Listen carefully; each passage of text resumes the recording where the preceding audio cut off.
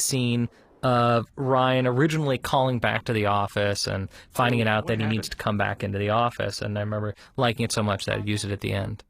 Now, this office is a friend of mine's company that we got permission to use, and he was heartbroken that we never see Joe Cabe's Precision Staffing in the movie. Oh, sorry, Joe.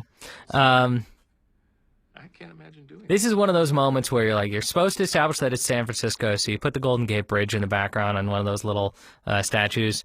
And even while you're shooting, you're thinking, if I worked in San Francisco, would I put a little replica of the Golden Gate Bridge behind me at my desk? Isn't that kind of ridiculous, actually?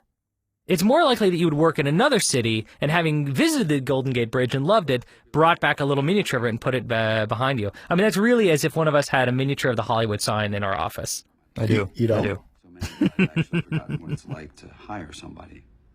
We've never met, but I know you'd be lucky to have Natalie Keener. My advice? Take her and don't look back. She'll be the best decision. This was a CG shot. For whatever reason, whoever created that letter originally signed Ryan Bingham's name at the bottom of the letter instead of above the name, and we spent $1,000 taking his signature and digitally moving it back into the right place. These are